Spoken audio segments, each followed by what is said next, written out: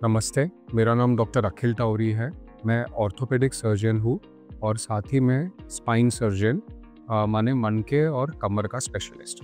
आज मैं आपसे ऑस्टियोपोरोसिस जो नाम की स्थिति है उसके बारे में थोड़ा चर्चा करना चाहता हूँ। काफ़ी पेशेंट्स हमारे पास आते हैं जो बोलते हैं कि उनको ऑस्टियोपोरोसिस की शिकायत है, बट इसके अलावा उन्हें और कोई ज़्यादा जानकारी नहीं होती है। तो आइए जानते हैं ऑस्टियोपोरोसिस मतलब क्या होता है। ऑस्टियोपोरोसिस एक ऐसी स्थिति है जिसमें हमारे जो हड्डियां हैं वो कमज़ोर हो जाती है।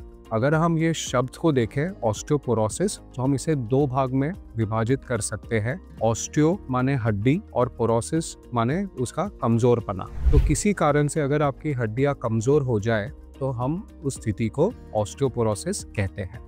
ऑस्टियोपोरोसिस का कारण जानने के लिए हमें ये समझना पड़ेगा कि हड्डियों की बनावट कैसे होती है। तो जब हम हड्डियां समझते हैं तो उसमें दो चीज़ें रहती है, एक रहता है प्रोटीन्स और दूसरे रहते हैं धातु माने कैल्शियम, मैग्नीशियम, फॉस्फोरस। किसी भी कारण से अगर ये धातु कम हो जाए तो हमारी हड्डियां कमज़ोर हो जाएगी और उसे हम ऑस्टियोपोरोसिस कहते हैं। दूसरा प्रश्न ये है कि ऑस्टियोपोरोसिस के अंदर क्या प्रॉब्लम आ सकती है हमारे जीवन में।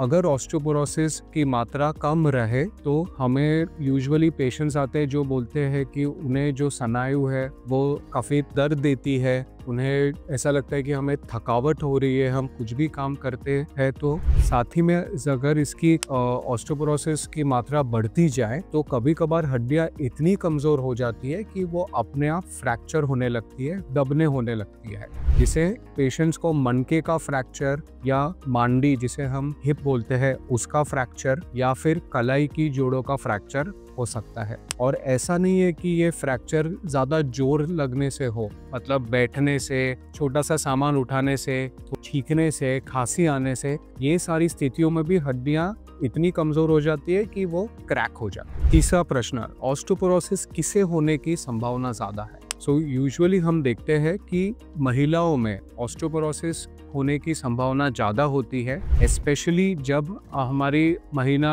बंद होता है, ओके, जिसे हम माहवारी कहते हैं। अगर वो बंद होते हैं तो तब हमारे शरीर के अंदर जो हार्मोन्स रहते हैं जिसे हम ईस्ट्रोजन कहते हैं उसकी मात्रा कम होती है और उसी कारण से हड्डियां कमज़ोर होने लगती है। इसके लिए जो भी महिला है 40, 45 या 50 साल के बाद जिनके अंदर मेनोपॉज आ गया हो, उसे ऑस्टियोपोरोसिस होने की संभावना काफ़ी बढ़ जाती है। साथ ही में पुरुषों में भी ऑस्टियोपोरोसिस दिखता है जिसे हम एंड्रोपॉज कहते हैं। तो जब हमारे शरीर में टेस्टोस्टेरोन की मात्रा कम होने लगती है, यूजुअली 60 साल या 70 साल के बाद, पुरुषों के अंदर भी हड्डियां कमज़ोर होने लगती है। साथ ही में अगर हमारे कोई दिनचर्या ऐसी हो जिसमें हम पूरे समय बैठे रहे, फोन, आईपैड, टैबलेट्स या कोई स्क्रीन के सामने बैठे रहे, हमारी कोई वर्जिश, एक्सरसाइज या कसरत नहीं हो, हमारा स्मोकिंग, धूम्रपान, अल्कोहल, मद्यपान का सेवन ज़्यादा हो, तो ऐसी स्थिति के अंदर भी ऑस्टियोपोरोसिस होने की संभावना बढ़ जाती है। साथ ही में हम काफ़ी बार देखते हैं कि हमारे पास पेशेंट्स आते हैं जो आईटी प्रोफेशन में रहते हैं, सनलाइट में, सूरज की किरणों में उनका कोई एक्सपोजर नहीं रहता और हमारे शरीर में एक हार्मोन रहता है जिसे हम विटामिन डी कहते हैं। अगर ये विटामिन डी की कमी हो जाए तो कैल्शियम हमारे शरीर अब्सॉर्ब नहीं कर पाता है और वो धातु की कमी हो जाती है। इसे सूरज की किरणों में एक्सपोजर बहुत ज़रूरी है, बट हमारे काम के अंदर हम इतने बिजी रहते हैं कि हम सूरज की रोशनी में नहीं जा सकते। इसीलिए पेशेंट्स के अंदर विटामिन डी की कमी हो जाती है और ये विटामिन डी कम होने के कारण से ऑस्टियोपोरोसिस हो सकता है। अब ऑस्टियोपोरोसिस मुझे है, ये हम कैसे जानें? तो इसके लिए पहले तो हमें ये देखना पड़ेगा कि हमारा जो खाना पीना है वो बराबर पौष्टिक है कि नहीं, उसमें शायद कैल्शियम या विटामिन डी की कमी तो नहीं हो रही है। अगर ऐसा है तो हम पेशेंट्स से कहते हैं कि आप आपका खून का जांच कीजिए, उसमें कैल्शियम की मात्रा, विटामिन डी की मात्रा ज़रूर देखिए। उससे हमें ये पता चल जाता है कि आपका जो हड्डियां है उसकी हेल्थ कैसी है। साथ ही में एक स्पेशल टेस्ट रहता है जिसे हम डेक्सा स्कैन कहते हैं, जिसको BMD माने बोन मिनरल डेंसिटी का चेकिंग करते हैं। ये एक प्रकार का एक्सरे है जिसके अंदर हमें ये समझता है कि हमारे हड्डियों की क्वालिटी कैसी है और इस क्वालिटी को हम ग्रेड करते हैं। तो अगर हमारा ग्रेड नेगेटिव माने -2.5 से नीचे आए तो उसे हम ऑस्टियोपोरोसिस का दर्जा देते हैं। अगर आपको डाउट है कि मुझे ऑस्टियोपोरोसिस है क्या, तो आप प्लीज़ ये डेक्सा स्कैन ज़रूर करवाइए।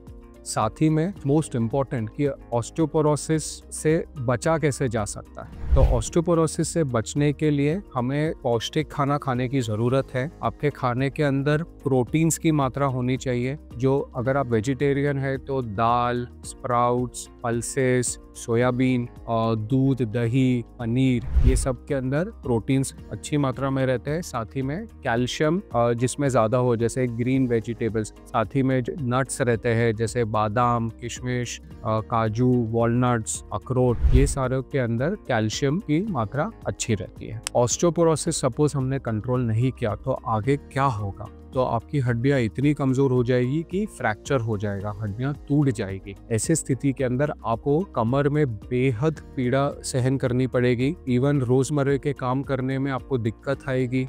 आपका दर्द है वो पेन किलर्स खाने के बाद भी पूरी तरह से खत्म नहीं होगा। सोते वक्त जब हम करवट बदलते हैं तभी भी आपकी कमर में पीड़ा होगी। इससे हम टेस्टिंग करना पड़ता है, जिसको एक्सरे या एमआरआई के माध्यम से हमें समझ में आता है। अगर मणके में फ्रैक्चर हो तो यूजुअली इसको हम वर्टिब्रल कंप्रेशन फ्रैक्चर बोलते हैं। अगर आपको वर्टिब्रल कंप्रेशन फ्रैक्चर हो जाए तो फिर हमें दवाइयाँ देनी पड़ती है। साथ ही में कैल्शियम और कभी कभार इंजेक्शंस, जिसको हम पीटीएच इंजेक्शंस या डेनुजोमैब स्पेशल टाइप के इंजेक्शंस है वो देना पड़ते हैं। रेयर केसेस में अगर ऑस्टियोपोरोसिस कंट्रोल में नहीं आए तो हमें इसके लिए प्रोसीजर जो रहता है, जिसको हम वर्टिब्रोप्लास्टी बोलते हैं या काइफोप्लास्टी बोलते हैं, जिसमें एक सुई के माध्यम से हम आपके हड्डियों जो फ्रैक्चर हो गई है, जो टूट गई है, उसके अंदर हम बोन सीमेंट डालते हैं। साथ ही में अगर बहुत ही ज़्यादा प्रमाण हो जाए जिससे आपकी नस ही दब जाए तो हमें बड़ा ऑपरेशन करना पड़ता है, जिसके अंदर हमको स्क्रू रॉड्स भी डालने पड़ सकते हैं।